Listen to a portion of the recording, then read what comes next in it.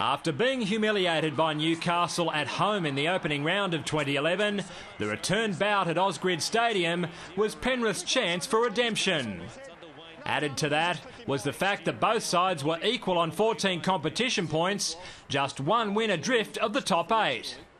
Luke Walsh knew the importance of the occasion and was clearly fired up against his former club. Well, there's the swinging arm. Young Novocastrian Ryan Stigg was called up for his first-grade debut and made an instant impression by putting Richie Faioso into a hole. Faioso gets through the line of ball intended for Junior Sal. And the hosts might have gone 100 metres if Wes Nguama had been able to link up with Akila Uate. Picks it up and finds some space. He's looking for Uate, who didn't get there in time. Otherwise, it might have been all over. Walsh was left exposed when he pounced on a loose ball and surrendered to Neville Costigan, who made a legal steal. Then backed up his audacity by crashing over a minute later from another nice ball by Stigg. And here's Costigan spinning and getting to the line. Newcastle tonight will play from in front. Speaking of crashing, that's what happened when Lachlan Coote ran into Peter Matatua. Lachlan Coote, who was monstered, absolutely monstered. That cruncher didn't escape the attention of video referee Russell Smith, who suggested to his colleagues in the middle that it should be reported for further scrutiny. Penrith's first-half performance wasn't much better than the aforementioned embarrassment against the Knights, and woeful errors like that were compounded by penalties that afforded Kurt Gidley the chance to nudge them further in front. He strikes it pretty well, though. And he splits the uprights, in fact. With the extra 2, Newcastle retreated to the sheds with a handy 8-point advantage to their name. At the urging of Matthew Elliott, the Panthers returned looking like a vastly different lineup, and they struck within 5 minutes from a dubious pass by Walsh. He gives it to Yosefa, who gets through the hole.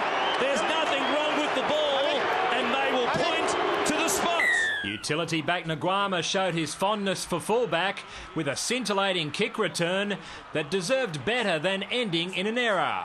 He's right down the middle with nobody in front of him. Simmons coming across. He gets to him and makes a try-saving tackle, and Nguama has lost the ball. Some strange things happened in the middle of the second half, with the hosts jagging a scrum win against the feet of all things, and Kurt Gidley failed to find touch from a straightforward line finder that relieved plenty of pressure on the Panthers. It's a shank. It is a shank. However, when you have a finisher like Uate, you're always a chance of getting out of sticky situations. He steps away from Lachlan Coote and scores to extend the lead for Newcastle. Good play by Keith Lalia. It was 2-on-2 and he went towards the sideline.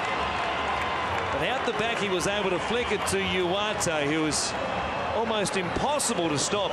The Knights were ahead by 8 once more, but their lead was less than convincing and threatened by some poor goal line defence. Yosefa gets across the line for his second try of the game. Newcastle had lost too many tight ones in 2011 to throw another one away and closed it out with some smart play in the final 5 minutes.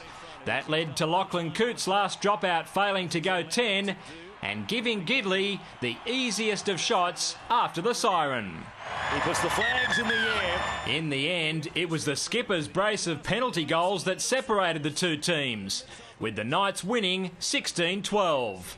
A result that lifts them back into the top 8, with round 15 yet to be completed.